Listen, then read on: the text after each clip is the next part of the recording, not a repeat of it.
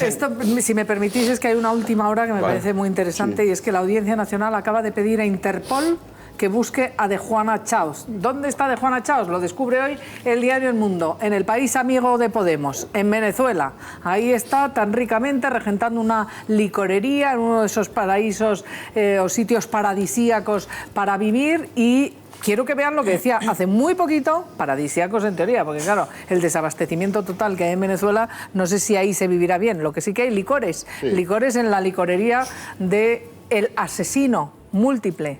Más de 20 asesinatos a sus espaldas tiene De Juana Chaos con ese atentado en la Plaza de la República Dominicana. Ese terrorista que se alegraba del asesinato de un concejal socialista, verdaderamente terrorífico, que huyó, el muy cobarde, huyó cuando la justicia española, después de haberle dejado en libertad porque había cumplido su condena, le citó por apología del terrorismo. Y ahí tienen los valientes disfrutando de licorerías en Venezuela. Pues bien, la Interpol ahora tiene una orden, una petición directa de la Audiencia Nacional, y quiero que vean lo que decía el ministro del Interior español, Jorge Fernández Díaz, hace muy poquitos minutos. No ha sido este gobierno el que le ha aplicado el artículo 100.2 del reglamento penitenciario de Juana Chaos. Ya nos pronunciamos en su momento, y si se dan las circunstancias para que pueda aplicar el convenio de extradición de esa persona, pues se actuará en el marco de la legislación vigente de la extradición. Vamos a estudiarlo, y repito, si procede y la autoridad judicial lo considera oportuno, pues evidentemente pediremos su extradición. Pues mientras lo estudia el Ministerio del Interior, ahí tienen, la Audiencia Nacional ha pedido ya esa orden de extradición a De Juana Chaos, desde Juana Chaos a Venezuela. Quiero que vean la vida, padre, que se está dando este terrorista en el país amigo de Podemos. Iñaki De Juana Chaos se oculta en un pueblo al norte de Venezuela, situado en uno de los rincones más paradisíacos del país. El Mundo ha conseguido localizar allí a Letarra, donde regenta una licorería, tal y como se aprecia en esta fotografía, donde aparece con un aspecto de dejadez. Protegido por el régimen bolivariano desde su huida en 2008, en los últimos días ha ultimado la documentación que le permitiría evitar la expulsión a España. Sobre Letarra pesa una orden de busca y captura por un presunto delito de enaltecimiento del terrorismo. Adeuda a sus víctimas 8 millones de euros por crímenes como el atentado de la Plaza de la República Dominicana, en el que murieron 12 agentes. Condenado a más de 3.000 años por 25 asesinatos, cumplió 18. Inició una huelga de hambre por sufrir, dice, una condena perpetua, y envió cartas como esta, fechada el 6 de mayo de 1998, en la que celebra la muerte del edil Tomás Caballero, pidiendo champán, langostinos y tarta. Ahí estaban celebrando la muerte de Tomás Caballero. Esa es una de las herencias de este terrorista, que ahora está orondo, gordo, bien alimentado, mientras en Venezuela se mueren de hambre. Pedro Gómez de la Serna, ¿qué le parece esta noticia, esta petición de la Audiencia Nacional?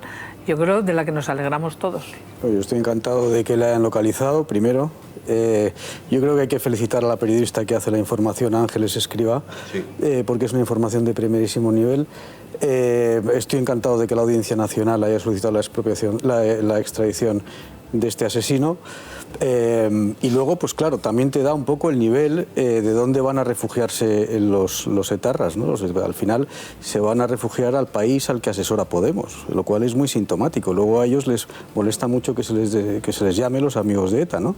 Pero es que ellos han estado asesorando a ese país, ellos son los que van a las ricotabernas y se dan abrazos con los amigos de este señor. Y bueno, yo espero que la extradición pues se tramite y se cumpla cuanto antes, y que De Juana Chaos cumpla condena en España, como es natural. Mucho me temo que Maduro, ese amigo de Pablo Iglesias y de Rejón y de la extradición, no sé si la va a llegar a tramitar, Carlos. Ya veremos lo que pasa, pero esto, desde luego, que nadie se eche las manos a la cabeza, porque lo sabe todo el mundo. Vamos a ver, hay un etarra que se llama Arturo Cubillas, que fue localizado hace muchísimo tiempo. A sueldo del gobierno. A sueldo del gobierno. Su mujer ha sido directora de información del Ministerio de Tierras, es decir, no estamos hablando de cualquier persona, estamos hablando de gente absolutamente protegida por el régimen. Lo fueron por el régimen de Hugo Chávez, violador de los derechos humanos, ahora lo son por el régimen de Maduro, violador de los derechos humanos, que tiene sometida a su población a una situación de hambruna y de detención hasta de los opositores, de los líderes opositores, y que mientras está dando cobertura a etarras. Entonces, lo que decía Pedro, vamos a ver, si es que esto es muy básico. Este señor Pablo Iglesias se enfadó muchísimo cuando se le saca un listado de la Guardia Civil, que no es ningún listado periodístico, es de la Guardia Civil, porque es que Herrira, organización anulada legalmente, precisamente por su vinculación con ETA, resulta que tenía en la lista de contactos a este señor llamado Pablo Iglesias, y eso no es opinión, eso es su información. Pero yo no sé de qué se extrañan. Es que Arturo Cubillas, que es el encargado de proteger a toda esta gente, por llamarle algo, resulta que esta persona, quien era el contacto con los FARC, históricamente con las FARC, históricamente en la historia de ETA, que también hay que recordar un poco de qué va esta historia. Es decir, las personas que están ocultando y han utilizado el régimen venezolano como gran escondite, como gran parapeto frente a la justicia, es gente que ha tenido conectadas las distintas organizaciones terroristas en todo el mundo. Y esa gente en Venezuela es la que decide dar apoyo a Podemos. Entonces, lo que yo estoy diciendo no es opinión, son datos. Que el señor Pablo Iglesias se quiere enfadar, que se enfade 300 veces. Yo nunca apareceré en una lista relacionado con nadie de esas organizaciones. Él ya ha aparecido. Entonces, quien tiene que dar explicaciones es él, no los periodistas cuando sacamos información. Hombre, es la 1:20 y os pregunto, todavía no hemos visto a Podemos que se sume a esa petición de extradición, a que venga pero para que sea juzgado aquí este terrorista. ¿Les escuchaste algo, por ejemplo, cuando apareció muerto misteriosamente el fiscal argentino? Nisman. No. Yo lo dije varias veces, estoy esperando que alguien de Podemos diga algo de lo que pasa en Argentina, por ejemplo.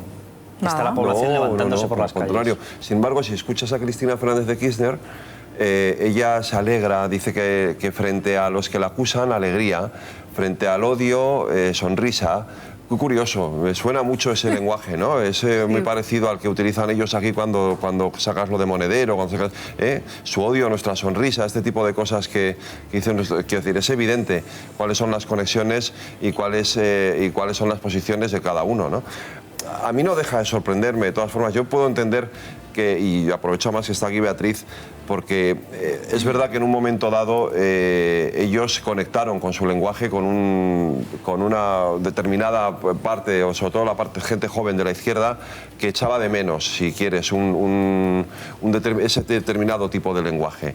Yo lo que espero, y se lo pregunto un poco a ella, es que se empiece esa gente joven que aún así seguía estando en una izquierda razonable y democrática, se empiecen a dar cuenta de qué es lo que hay de verdad detrás de Podemos y de sus propuestas. Pero, y de Beatriz, quiénes tú estuviste son, ¿no? en la manifestación, bueno, en la concentración de Sol el otro día, y eres partidaria de, no sé si uniros a Podemos o no uniros a Podemos, o de sumar, Yo creo que o de hacer un frente en la izquierda. ¿De qué eres partidaria? Y esto que estamos denunciando aquí, supongo que tú lo denuncias también. Vamos a ver, ¿Lo doy por hecho? Por supuesto que hay que separar las cuestiones.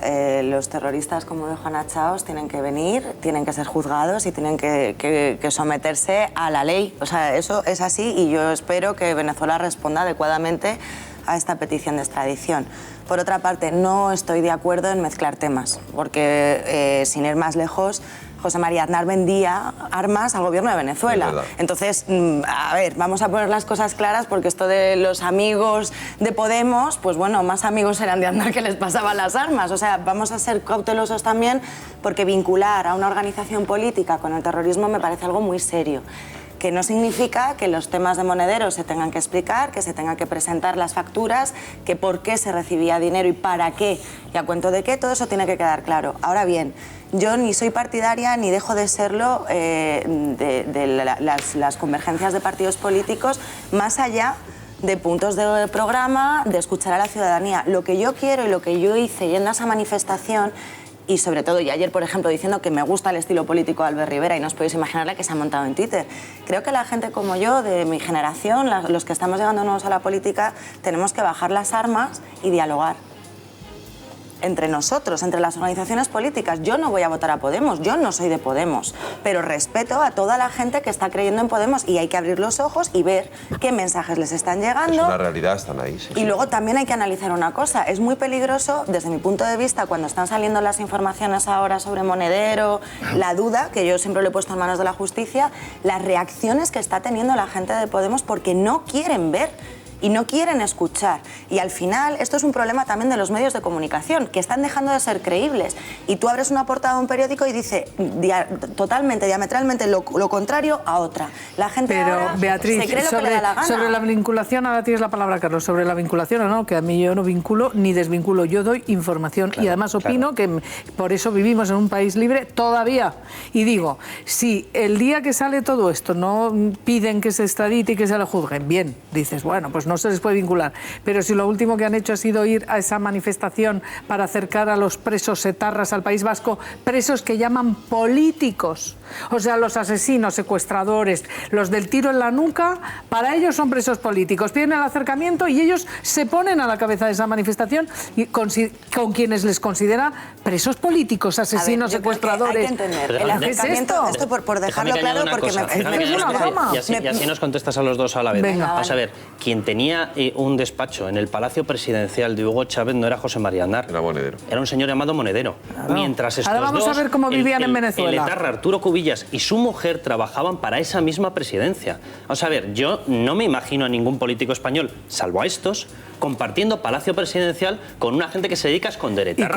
Y cobrando 4 millones de euros directamente ellos, y ahora van a ver en qué plan vivían. Y emitiendo informes sobre cómo había que controlar e infiltrarse en la oposición democrática venezolana para desarticularles. Bueno, yo ahora, como tenía que contestaros a los dos, lo primero, Carlos, creo que, puestos a comparar, yo preferiría estar en un despacho asesorando a un presidente de gobierno, aunque no comulguemos con esas ideas, pero me parece algo bastante más transparente que estar vendiendo armas. O sea, hay diferencia. Es que José y María luego respecto a lo que comentaba, lo que comentaba Isabel, el acercamiento de los presos, creo que también hay que explicarle a la ciudadanía, y es un medio de comunicación, que las normas de nuestro Estado, en términos generales, el derecho penitenciario establece que los presos, sean de la índole que sean, tienen derecho a estar lo más cerca posible de las viviendas de sus familias. Pero no se les puede llamar presos políticos, Beatriz. No, pero no estoy hablando, asesinos, te estoy hablando secuestradores. del acercamiento de presos, que es la manifestación en la que se ha participado, y esto hay que explicarlo. Pero manifestación en la que se les llama presos políticos y se les califica como tal. Si a mí que quieran que estén calentitos todos y cerquita, si no es calentitos, pero si el problema no es ese, es descafeinar sus delitos. La pena no la pagan las familias. Hay que separar los temas. O sea, yo no creo que un preso de ETA sea un preso político. Un preso de ETA, si ha cometido un asesinato, será un asesino. El problema que tenemos en este país es que se manipula la información. Todos los ciudadanos tenemos derecho a estar cerca de nuestras familias, y eso es lo que se reclama con el acercamiento de presos. Pero es que eso no es así. No todos los ciudadanos tenemos derecho a estar cerca de nuestras familias. Es que hay una legislación que faculta perfectamente al juez y a la administración penitenciaria para alejar al preso. Como excepción a la norma. Sí, excepción a la norma general. Luego no todos los españoles tenemos derecho, y eso es una norma de lucha antiterrorista perfectamente constitucional y perfectamente legal. Es que los terroristas no son la norma general. Beatriz, no existe ese derecho constitucional. Estás desinformando a la audiencia. No desinformo. La norma general para todos los ciudadanos es estar en el centro penitenciario más cercano a tu domicilio. Y la excepción por la ley antiterrorista es que en este caso de ETA, precisamente para evitar concentración de presos en unos lugares determinados, para evitar el dominio que hace la banda terrorista sobre el interno, efectivamente, entre otras cosas. Bueno, pero estamos es decir, hablando para de que es una proteger excepción también la a la regla facultad del general. interno de desligarse de la banda terrorista. Es una excepción a la regla general. Y la gente tiene que conocer que hay una regla general para todo el mundo, y que muchas veces se causa un agravio a la madre de un preso, a la mujer o a la familia, teniéndose que coger un avión a Canarias o yéndose a Cádiz. Y esa gente está pagando una pena que ellos... Esa es la propaganda de ETA. Porque hay muchos presos que quieren estar alejados de la organización para poder reinsertarse. Pero vamos a ver. Porque si no, la organización no les permite. Si el preso lo solicita, me parece muy bien, pero es que en estas manifestaciones hay madres, hay familias que están pidiendo que ellas no Pero escucha un poco, Beatriz, que ya has hablado tú. Bueno, pero es que este discurso es el que más se oye siempre. Tú también un poco. Aquí venimos todos a hablar y no hay que manipular así. No hay que manipular así. Con lo cual no es así. O sea, y luego a mí me gustaría hacer una reflexión sobre los partidos políticos y dar una explicación a lo que te está pasando a ti, a lo que está pasando en tu partido, en lo que en mi opinión es una pérdida de referencias democráticas total. Mira, ¿qué pasó aquí en la transición? En la transición política hubo un grueso de partidos políticos españoles que optaron por un proceso de reformas y de transición. Y algunos grupúsculos, ETA, Esquerra Republicana, no quiero hacer comparaciones, pero ETA, Esquerra Republicana, el FRAP, el GRAPO, partidos de extrema izquierda a nivel nacional, como la Liga Comunista Revolucionaria, etcétera, etcétera, que optaron por la ruptura. Bien, eso quedó excluido. Durante 36 años, entre tu partido y mi partido, hemos hecho la mejor España de los últimos 200 años. La única España, en mi opinión, posible desde el punto de vista de la convivencia, de la concordia y del bienestar de los españoles. ¿Qué pasa ahora? Hay una crisis monumental que nos coge débiles, y sobre todo a vosotros, desde el punto de vista ideológico. Y hay grupos, esos mismos grupos que se quedaron fuera, están actuando como caballos de Troya en los partidos políticos de izquierda, fundamentalmente.